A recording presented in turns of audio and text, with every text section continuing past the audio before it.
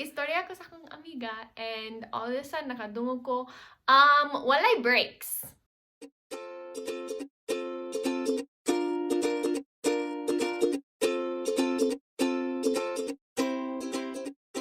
Hi!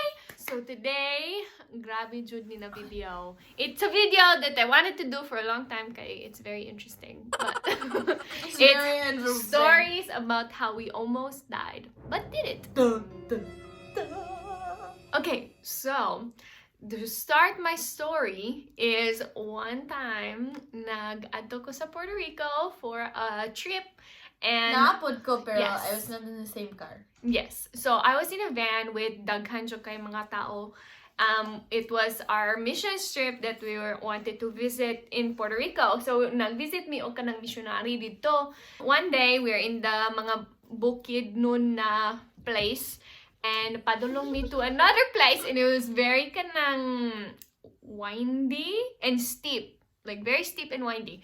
Nag-istorya ko sa akong amiga and all of a sudden nakadungog ko walay brakes. The driver nag-ingon ana. Abin ako joke. Nag-joke siya. So, don't joke with us, you know, we're in the mountains. Nag-ana ko niya. And siya, no, there's no brakes. Ano ko, ha? There's no brakes?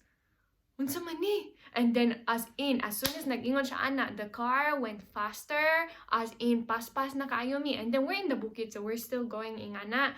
And so, we were on a hill, na parehas ingani, and we were going down the hill faster and faster and faster. And at the bottom of the hill, there was kanang curb, and na ay brick na wall. After the wall, there's a drop-off. As in, grabe jud ang drop-off. There was obviously in the mountains. So, if the car mag-ana, patay mi tanan. Sure, jud. So, pag padulong sa ubos, like, murag, hadlokon kayo mi, nag-start mi og syagit, kaya siya, no, there's no brakes, there's no brakes, there's no brakes. And so, nag-grab ko sa seat sa car. Murag na-cheers akong body. And so, nag-grab ko sa seat. Oh, Lord, please, no. Abi na mo. And then, pag-abot mi sa ubos, na ay car, padulong din he. And, like, naa siya sa mong lane, kay dili mi maka-turn. Nag-start mi og honk, kay like, hey, we have no brakes, like, get out of the way. So, the car, nag-swerve siya, and then, on the way to the corner, our van, like, tilted. Grabe yun. As in, syagi jud mig tanan. And so, then the van tilted, and then we started going around another corner, and then, nag-igo ang driver sa mountain, kay ganahan siya mag-stop, kay there was another kanang curve na na-drop off. So, nag-igo siya sa mountain, and then we rolled backwards. And then, nag-crash mo sa mountain. Again. We crashed into the mountain again. But at least, wala may naka-turn over. And then, abi jud na ako, like, that was the end. Muday jud ko kay na ay wall and I thought mag-flip me or something nga na wala jud ko nag-wear og seatbelt, nothing good. Na-protect jud ang Lord nila. Na ako sa smaller van sa front kay kanang grabe ko mag-sake sa car.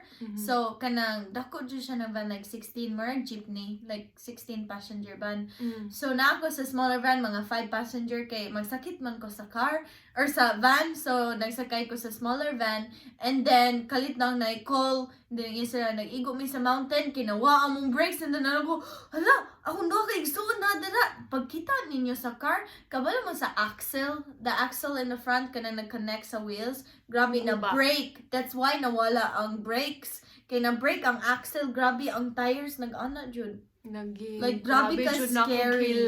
As in, after humana sa tanan, like, naggawas ko sa sakyanan, nagtawag ko sa mama, papa, like, I don't know what happened, but the brakes nawala. Like, oh, grabe jud na ko hilak. Grabe yun. Grabe jud na ko. Maybe, that was it. Maybe, unta ako first kay exciting ako. Grabe mo, it's so emotional. I know, it's like an emotional roller coaster. Magtanaw sila ba, mag-cry sila kay grabe ka-passionate. Okay, go ahead.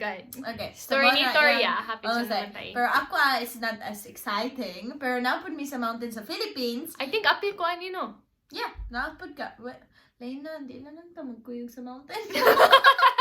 Basta magkuyog me, you know. No, so nami kanang church sa bukid. So every Sunday afternoon mag-adto mi after church. So mag-adto mi sa Sunday afternoon and then mag-teach sa class, mag-preaching ang pastor kuyog namo. Yeah. So dili akong papa, like lain na pastor kuyog namo. So kanang mag-with me kaning usa ka pamilya, so nag-with me, nag-travel me with them. And one time, grabe ang uwan. Like, grabe niya. Kabalo mo, di jud kado ang bukid kung uwan.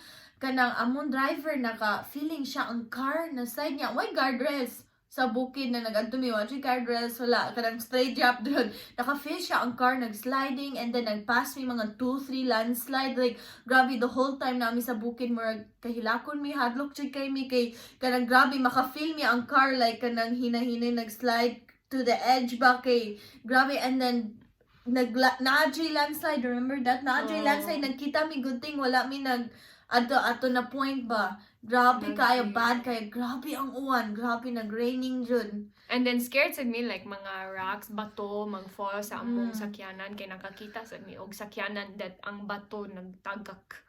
Dili jud ka. Nagkita mi pag-pass by mi, grabe ang uwan, di jud maklaro ang road. And then nagkita jud mi ang usa ka sakyanan, ang dako kay na bato nag-crash. Like, grabe kay kahadlok. Pero, but see, we're here. It's not as exciting kay Lena. It's just like, and then, naggunit ko sa sakyanan. It was scary. Naggunit ko sa seat. And I gunit in very hard. Guys, pag istorya na ko pa, natulog siya sa kong arm, and then si ko, ana-ana siya ulo. Kasi ko, ana pa. Yang ulo ba? Okay, so maura na among near-death experiences. We almost died. No, seriously. We did. Seriously, though. It was serious. Yeah. Victoria. It was serious. Yeah. Salamat sa pagtanaw. Please like and subscribe. And follow us on all the social media platforms.